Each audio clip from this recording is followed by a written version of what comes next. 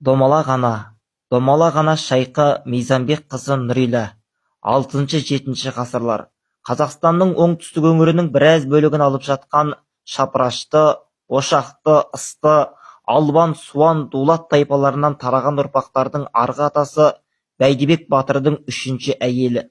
Албан, Суан, Дулаттың анасы. Шын аты Нұрила. Өзгені де өз баласындай көріп, төңірегіне аналық мейірін шашқан, барынша кішпейіл, алдағы күннің жайын ойлап айтар сөзі ақиқатқа айналған болжампаз, көреген қасиетін құрметтеген ұрпақтары сол заманның өзінде оның атын атамай, жаратылысынан бойы шағын болғандығына қарай домалақ ана, домалақ ене атап кетіпті. Домалақ ананың қадір қасиеті ертақ танылған. Ел аузында ол кісі жөнінде аңыз әңгіме көп. Солардың бірі мынадай. Бәйдібек заманында жайлауында үйір-үйір жылқысы, келе-келе түйесі, отар-отар қойы өрген, шығыс пенен батысқа керуендер жүргізген асқан бай адам болған.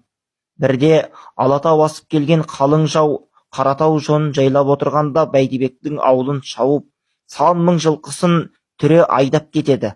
Бәйдібек бастаған ел азаматтары ауылда болмаса керек. Содан жау шапты деген хабарды естіп, Бәйдібек елден жасақ жиып қасына үлкен әйелі Сары бәйбішеден туған 6 ұлын алып, жауға аттанғалы жатқанда Нұрила: байеке, малдың құты, жылқының иесі Құлайғыр қолда қалды. Амандық болса 6 күннен кейін жылқы жауға қайыру бермей, өзі-ақ ауылға келеді.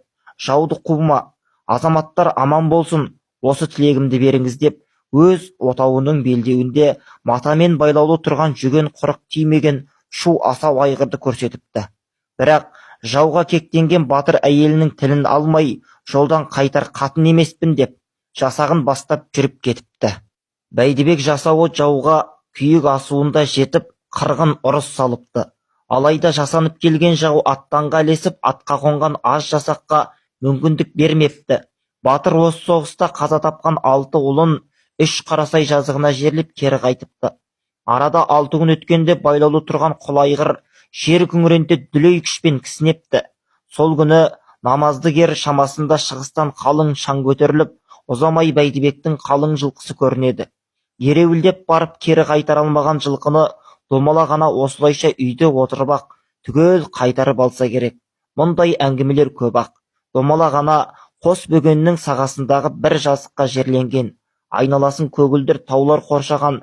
Сол жазықта қазір бозарып сәулетті күмбез көрінеді. Ол домалақ ана мазары. Әулие ананың қасиетін қастерлеген ұрпақтың ана бейітіне ағылған ізі, салған жолы ескіріп көрген емес. Аршагүл Тойбай «Даланың дана арулары» кітабыдан алынды. Оқыған Жанарбек Әскерұлы.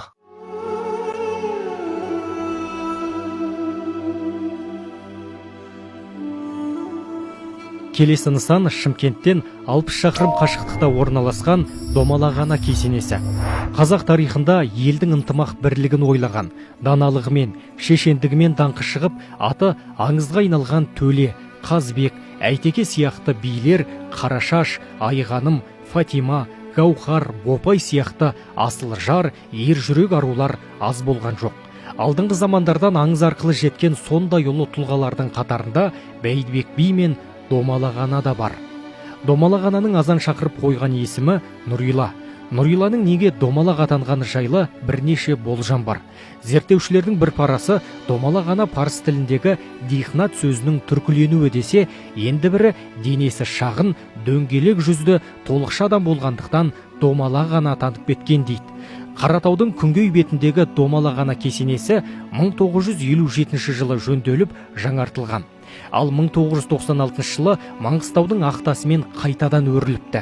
Биіктігі 12 метр. Кесенені көркейтіп көгалдандыру жұмыстары 2000 жылы аяқталды. Кесенеде көптеген көне жазбалар сақталған. Домалақ ана 1378-1456 жылдары өмір сүрген. Түркістандағы Яссы қыстағында туған. Мақтым ағзамның жалғыз ұлы ержүрек батыр Ақсақ Темірдің қарамағында әскер басқарған Әли Сланның қызы. Шешесінің есімі Нұрбеке, Уәйіс ханның апасы еді. Домалақ ананың әкесі Әли Слан 1388 жылы Ақсақ Темірдің әскерінің құрамында Алтын Ордаға аттанарда әйел Нұрбеке мен Нұриланы Түркістандағы әкесі Мақтым ағзам қожаның үйінде қалдырады. Нұрила Бәйдібек бабаның үшінші әйелі. Тарихи жазбаларда Домалақ ананың адамгершілігі, әдептілігі, парасаттылығы мен шыншылдығы және аналық қасиетінің арқасында Домалақ ана аталуы жайлы көптеген деректер жазылған.